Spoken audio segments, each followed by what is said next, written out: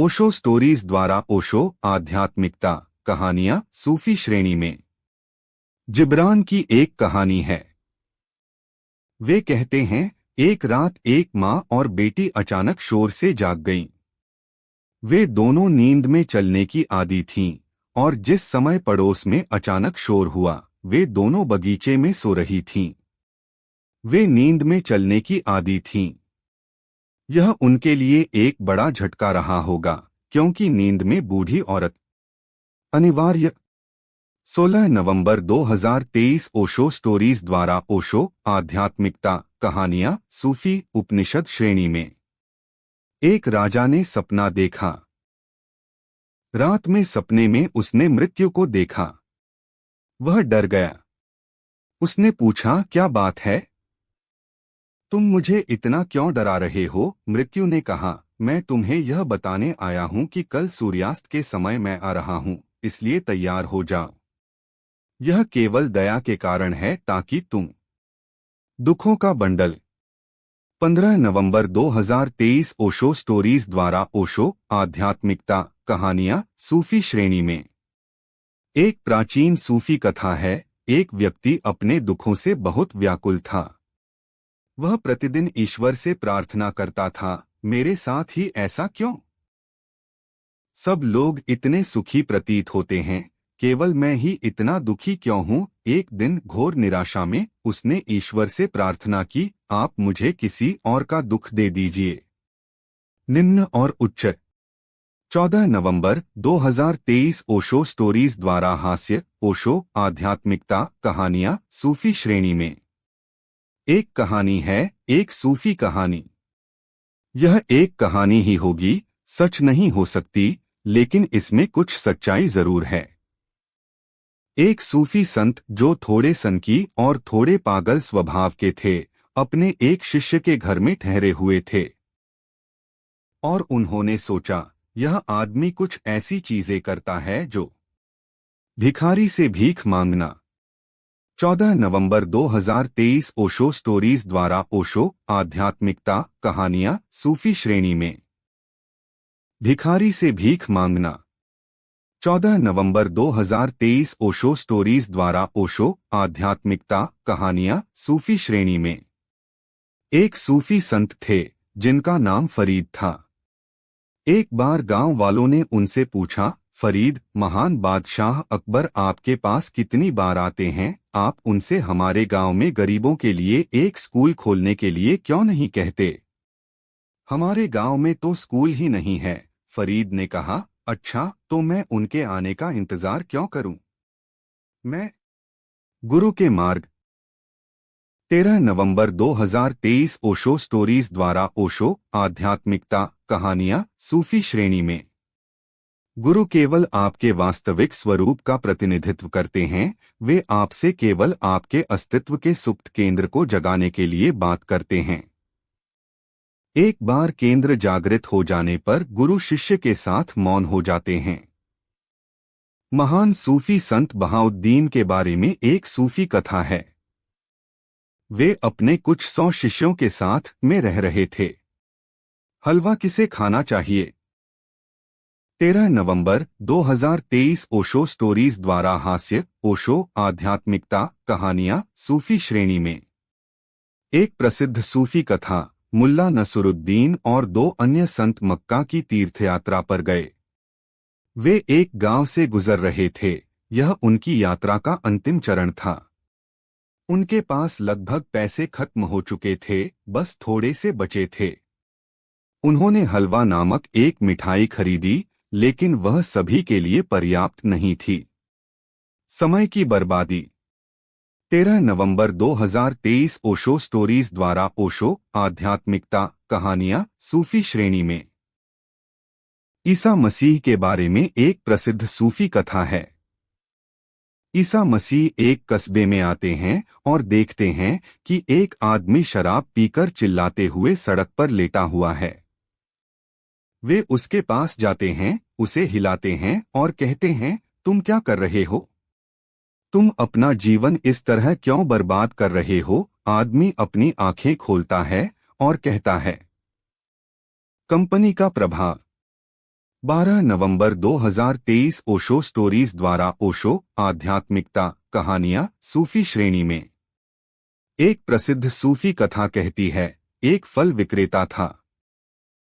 उसकी दुकान पर एक बहुत ही चालाक लोमड़ी पहरा देती थी।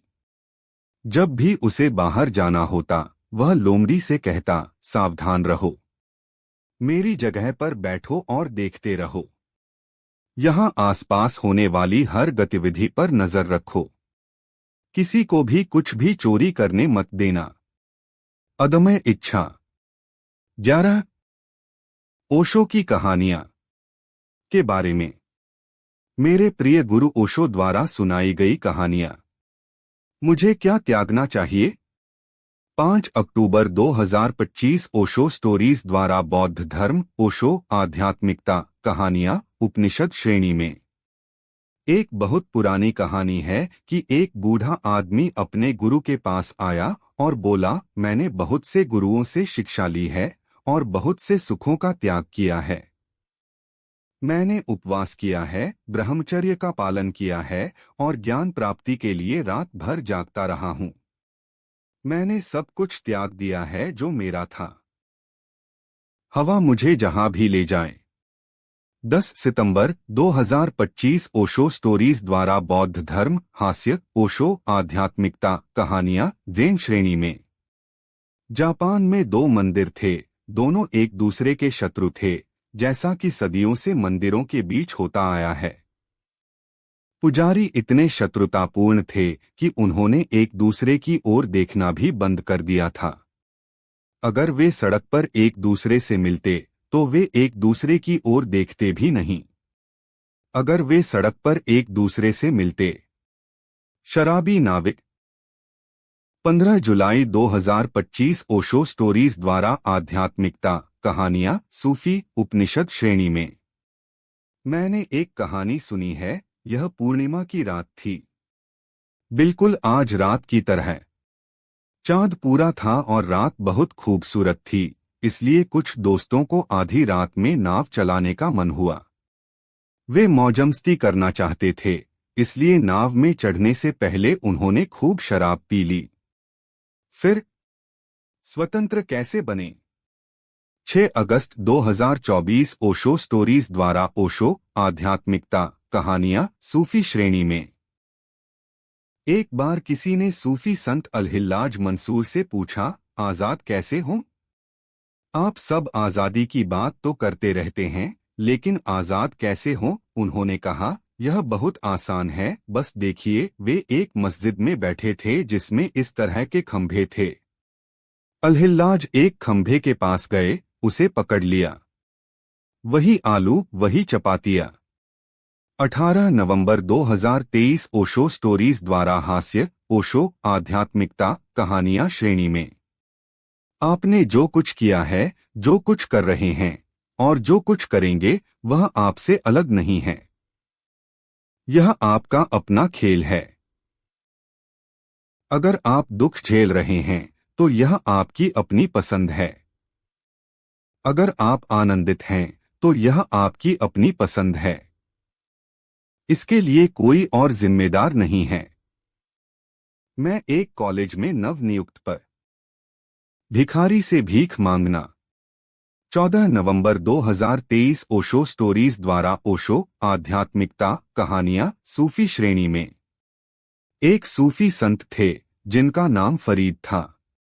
एक बार गांव वालों ने उनसे पूछा, फरीद, महान बादशाह अकबर आपके पास कितनी बार आते हैं? आप उनसे हमारे गांव में गरीबों के लिए एक स्कूल खोलने के लिए क्यों नहीं कहते?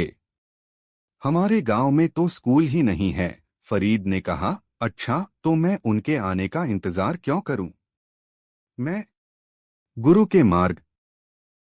13 नवंबर 2023 ओशो स्टोरीज द्वारा ओशो आध्यात्मिकता कहानियां सूफी श्रेणी में। गुरु केवल आपके वास्तविक स्वरूप का प्रतिनिधित्व करते हैं। वे आपसे केवल आपके अस्तित्व के सुप्त केंद्र को जगाने के लिए बात करते हैं। एक बार केंद्र जागृत हो जाने पर गुरु शिष्य के साथ मौन हो जाते हैं। महान सूफी संत बहाउद्दीन के बारे में एक सूफी कथा है। वे अपने कुछ 100 शिष्यों के साथ में रह रहे थे। हलवा किसे खाना चाहिए? 13 नवंबर 2023 ओशो स्टोरीज द्वारा हास्य, ओशो आध्यात्मिकता, कहानियां, सूफी श्रेणी में। एक प्रसिद्ध सूफी कथा, मुल्ला नसरुद्दीन और 2 अन्य संत मक्का की तीर्थयात्रा पर गए। वे एक गांव से गुजर रहे थे। यह उनकी यात्रा का अंतिम चरण था। उनके पास लगभग पैसे खत्म हो चुके थे, बस थोड़े से बचे थे। उन्होंने हलवा नामक एक मिठाई खरीदी, लेकिन वह सभी के लिए पर्याप्त नहीं थी। समय की बर्बादी। 13 नवंबर 2023 ओशो स्टोरीज द्वारा ओशो आध्यात्मिकता, कहानियां, सूफी श्रेणी में। ईसा मसीह के बारे में एक प्रसिद्ध सूफी कथा है। ईसा मसीह एक कस्बे में आते हैं और देखते हैं कि एक आदमी शराब पीकर चिल्लाते हुए सड़क पर लेटा हुआ है। वे उसके पास जाते हैं, उसे हिलाते हैं और कहते हैं, तुम क्या कर रहे हो? तुम अपना जीवन इस तरह क्यों बर्बाद कर रहे हो? आदमी अपनी आंखें खोलता है और कहता है। कंपनी का प्रभाव। 12 नवंबर 2023 ओशो स्टोरीज द्वारा ओशो आध्यात्मिकता, कहानियां, सूफी श्रेणी में। एक प्रसिद्ध सूफी कथा कहती है, एक फल विक्रेता था। उसकी दुकान पर एक बहुत ही चालाक लोमड़ी पहरा देती थी। जब भी उसे बाहर जाना होता, वह लोमड़ी से कहता, सावधान रहो, मेरी जगह पर बैठो और देखते रहो। यहाँ आसपास होने वाली हर गतिविधि पर नजर रखो। किसी को भी कुछ भी चोरी करने मत देना। अदम्य इच्छा। 11